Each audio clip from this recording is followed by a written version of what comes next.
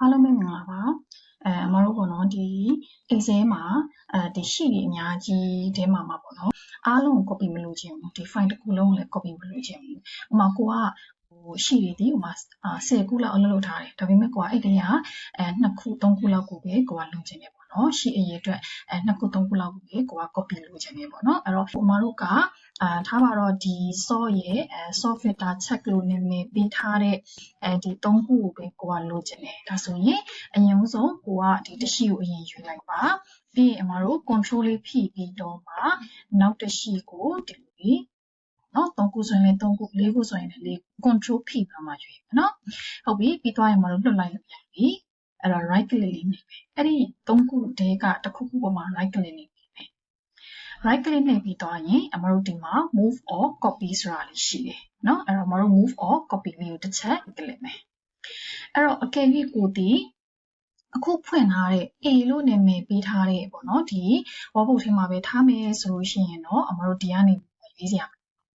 အဲ့တော့ကိုကနောက်ဆုံးမှာထားမယ်ဆိုရင် score wheel လေးကိုလှိမ့်ပြီးရင်အမတို့ဒီမှာ move to end လေးကိုနှိပ်ပြီးတော့မှcreate copy เนาะ create copy လေးကိုနှိပ်ပြီးတော့ okay လေးကိုနှိပ်ဒါဆိုရင်တော့ကိုကဒီစာအုပ်ထဲမှာပဲ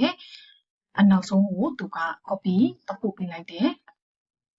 နော်အဲ့လိုမျိုးလေးအဲ့တော့အကယ်၍ကိုကအဲ့လိုမျိုးမဟုတ်ဘူးအခုနောက်ပေါ့နော်အတစ်ထဲမှာထားခြင်းတယ်နော်အတစ်ထဲမှာထားခြင်းတယ်အဲ့တော့မှဒီ3ခုလေးနဲ့အရင်ဆုံးဒီ2ခုလေးကိုမှတုံးပြမယ်နော်အဲ့တော့မှထားပါတော့ဒီကောင်လေးကို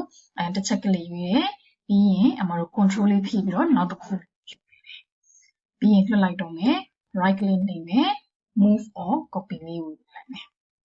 ပြီးရင်အမတို့ကဒီထဲမှာမထားဘူးဘာမှထားမလဲဆိုတော့အမက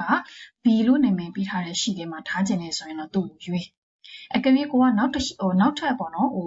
စာအုပ်ကိုမဖွင့်ထားဘူးဆိုရင်တော့ဒီ new book လေးရွေးရင်လည်းရတယ်နော်အဲ့တော့အမတို့ကဒီမှာအမဖွင့်ထားတဲ့ဒီကိုတစ်ချက်တော့လိုက်မယ်ပြီးရင်သူလည်းအဲ့လိုမျိုးပဲ move to end လေးကိုရွေးပြီးတော့မှ create copy okay လေးဟုတ်ပြီအဲ့တော့မှဒီ test bar လေးကနေပြီးတော့မှဒီ B နာမည်ပေးထားတဲ့တွေကိုတက်ပြမယ်ဒါဆိုရင်ကြည့်လိုက်နော်အဲ့တော့အမတို့ဒီ B လို့နာမည်ပေးထားတဲ့ workbook ထဲမှာခုနက copy ပို့လိုက်တဲ့နှစ်ခုကဒီလိုလေးရောက်လာလိမ့်မယ်ပေါ့ရပြီနော်အဲ့ဆိုရင်ဒါလေးရလွယ်ပါတယ်နော်ဟုတ်ပြီအဲ့တော့အမတို့နောက်တစ်နည်းပေါ့နော်နောက်တစ်နည်းကကြတော့ dragging လေးဖြည့်ပြီးတော့မှဆွဲရတဲ့နည်းပေါ့အဲ့တော့သူကကြတော့အမတို့ကိုသုံးလို့တဲ့နှစ် file လုံးကိုဖွင့်ထားပေးရတယ်နော်ဒီလိုမျိုးလေးဖွင့်ပြီးတော့အရင်ဦးဆုံးအမတို့ view tab လေးကိုတက်မယ်ဟုတ်ပြီအဲ့တော့အမတို့ဒီမှာ arrange all လေးကိုတစ်ချက် click ပြီးတော့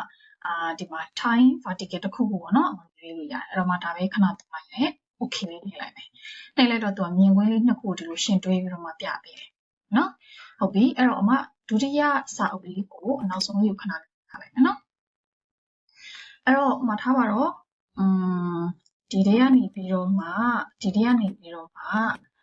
ထားပါတော့မှဒီကောင်လေးပေါ့နော်ဒီ exercise ကိုနာမည်ပေးထားတဲ့ဒီ sheet ကိုဒီဘက်ကိုပို့ခြင်းတယ်ဒါဆိုရင်နော်ဒီကောင်လေးကိုရွေးမယ် control လေးဖြည့်ပြီးတော့ဒီလိုလေးဖြည့်ဆွဲလာခဲ့ပါပြီးရင်လက်ကလေးကိုလွှတ်ချလိုက်တော့ဒါဆိုရင်ဒီလေးကိုရောက်သွားပြီပေါ့ဟုတ်ပြီနော်အဲ့တော့နောက်တစ်ခုလေးကိုလည်းတုံးပြမယ်အဲ့တော့မှဒီမှာ conditional formatting လို့နာမည်ပေးထားဟုတ်ပြီသူ့ကိုတစ်ချက်ကလေးရွေးတယ်ပြီးရင်လက်ကနေ control လေးကိုဖိပြီးတော့မှဒီကောင်လေးကိုဖိဆွဲလာခဲ့မယ်ဒါဆိုရင်ဒီဘက်ထဲကိုရောက်သွားပြီနော်အဲ့ဆိုရင်အမတို့ဒါနှစ်နည်းကိုပြောပြလိုက်တယ်ကိုအတွက်အဆင်ပြေတဲ့လွယ်ကူတဲ့နည်းကိုအသုံးပြုလို့ရပါတယ်တခြားသိချင်တာလေးရှိတယ်ဆိုရင်လည်းအမတို့ comment မှာမေးထားပေးလိုက်ပါနော်ဒါလေးကိုလည်းပြန်ဆန်းကြည့်ပါမရလို့ရှိရင်မေးလို့ရပါတယ်နော်